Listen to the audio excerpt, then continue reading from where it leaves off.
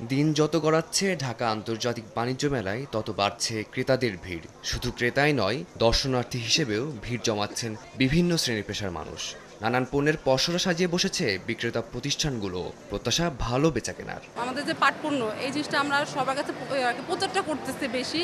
তারা আমাদের দেশি পণ্য ব্যাপারে তারা জানুক বুঝুক যে পাটটা কি বা কি ধরনের এটা কি আমরা ব্যবহার করতেছি, কি করলে আমাদের পরিবেশটা ভালো হবে, রক্ষা করা যাবে। বাংলাদেশের পণ্যটা আরও বেশি প্রসারিত হবে, আরও বেশি বিশ্বের বাজারে তাদের অবস্থানটাকে সুদৃঢ় করতে পারবে যদি দক্ষ জনবল থাকে। কাস্টমারদের চাহিদা অনুযায়ী ব্লেজারটা অনেক সবাই প্রাধান্য দেয়। ব্লেজারটা বাণিজ্য মেলা থেকে নানান ধরনের মেলা থেকে নিতে সবাই স্বাচ্ছন্দ্য বোধ করে বেশি। ক্রেতা সাধারণ সারা বছরই অপেক্ষায় থাকেন এই মেলার জন্য।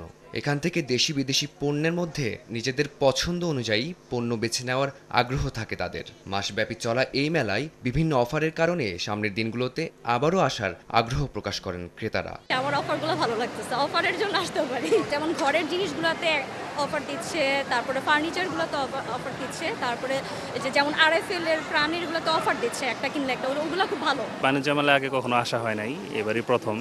পাটের জিনিসপত্র কিনলাম কিছু, আর প্লাস্টিকের জিনিসপত্র কিছু কিনলাম।